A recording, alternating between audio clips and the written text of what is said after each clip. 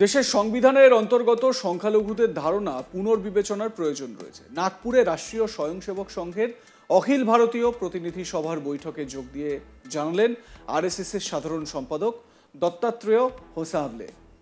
রবিবার সংবাদ মাধ্যমের মুখোমুখি হয়ে আরএসএসের সাধারণ সম্পাদক জানান, সংখ্যালঘু সম্প্রদায়ের সঙ্গে যোগাযোগ বাড়ানোর চেষ্টা করছে সংঘ। তবে তার দাবি, কোনো নির্দিষ্ট সম্প্রদায়কে সংখ্যালঘু বললে সমাজে বিভাজন তৈরি হয়। তিনি বলেন, সংবিধানে অন্তর্ভুক্ত সংখ্যালঘুদের ধারণা নিয়ে পুনর্বিবেচনা করা দরকার। দেশটা কার? এটা সবারই। কিন্তু গত কয়েক দশক ধরে কিছু সম্প্রদায়কে সংখ্যালঘু বলার ধারা তৈরি হয়েছে। সংঘ সবসময় সংখ্যালঘু রাজনীতির বিরোধিতা করে এসেছে। এখানেই প্রশ্ন ওঠে, আরএসএস এর চোখে সংখ্যালঘু কারা? এই প্রশ্নের জবাবে দত্তাত্রেয় হোসাভলে বলেন, যে সম্প্রদায়গুলি হিন্দু কোড বিলের অধীনে কাজ করে, সংঘ তাদের সংগঠিত করে। সাধারণত মুসলিম এবং খ্রিস্টানদের সংখ্যালঘু হওয়ার একটি বোঝাপড়া রয়েছে। সকল সংঘ প্রধান তাদের সঙ্গে যোগাযোগ রক্ষা করার চেষ্টা করেছেন। এই সম্প্রদায়গুলি থেকেও প্রচুর আরএসএস কর্মী আসেন। আমরা তাদের শোপিস হিসেবে প্রদর্শন করি না। আমরা প্রত্যেককে হিন্দু মনে করি। যারা তাদের ধর্মের কারণে আরএসএস এর সদস্যপদ নেন না, তারা তর্ক করেন। যে কেউ আমাদের সঙ্গে কথা বলতে চায়, তাদের জন্য আমাদের দরজা খোলা। এটা বলছেন হোসাভলে, দত্তাত্রেয় হোসাভলে, যিনি আরএসএস এর সাধারণ সম্পাদক। এবং তিনি একটি সভায় যোগ দেন এবং তারপর তার বক্তব্য এইভাবেই রাখেন সাংবাদিকদের সামনে। এবারে তিনি বলছেন যে এই যে সংখ্যালঘুদের যে বিষয়টি রয়েছে, মানে সংখ্যালঘু কারা, এই বিষয়টিকে নির্ণয় করার প্রয়োজনীয়তা রয়েছে। একই সঙ্গে কেন্দ্রের কাছে পরোক্ষভাবে কিন্তু একটা চাপও তৈরি করা বলা যেতে পারে, বিজেপি সরকারের কাছে বা এনডিএ সরকারের ওপর একটা পরোক্ষে চাপও তৈরি করার একটা প্রয়াস বলা যেতেই পারে। তার কারণ আরএসএস, এটা আমরা সবাই জানি এবং এটাই হচ্ছে গিয়ে আসল বাস্তব, যে আরএসএস হচ্ছে গিয়ে বিজেপির মাদার কনসার্ন, বা বিজেপির যে ব্যুৎপত্তিগত যে জায়গা, সেটা এই আরএসএস থেকেই।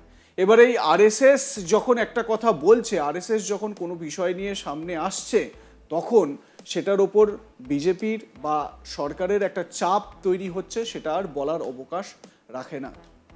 আপনারা জানেন যে 370 হটিয়ে দেওয়া, 370কে বিলোপ করা কাশ্মীর থেকে, সেটা যেমন আরএসএস এর তরফ থেকে প্রশংসা করা হয়েছে।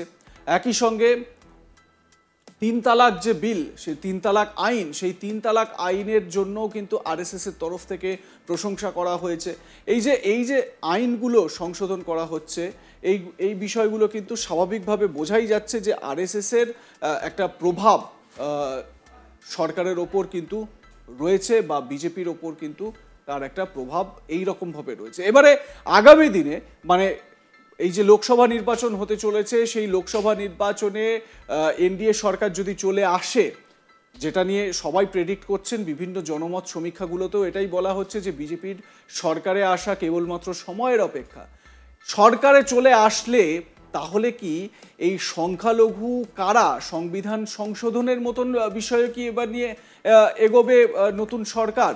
সেইটা নিয়েও কিন্তু প্রশ্ন উঠতে শুরু করেছে। তার কারণ আরএসএস এর যে কোনো বক্তব্য, আরএসএস এর যে কোনো চিন্তা, সেটা যে খুব একটা এমনি একটা চিন্তা বা এমনি একটা বক্তব্য দিয়ে দেওয়া, এরকমটা নয়। এবারে যেহেতু বিজেপি ক্ষমতায় রয়েছে, এনডিএ ক্ষমতায় রয়েছে, সেই কারণে কিন্তু এর একটা প্রভাব পড়লেও পড়তে পারে, বলা যেতেই পারে। আপনারা কি মনে করেন? আপনাদের মতামত জানাতে থাকুন। আপনাদের মতামত আমাদের সামনে তুলে ধরার চেষ্টা করুন।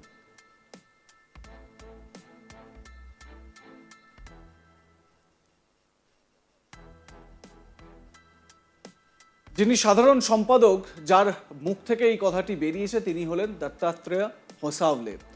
এবং তিনি এই কথাটা বলছেন যে আমাদের পুনর্বিবেচনা করে দেখা দরকার। পুনর্বিবেচনা কি করার দরকার সেটা বলছেন যে সংখ্যালঘুদের ধারণা। তিনি বলছেন যে সংবিধানে যে সংখ্যালঘুদের ধারণার কথা বলা হয়েছে, সেই ধারণা পুনর্বিবেচনা করা দরকার।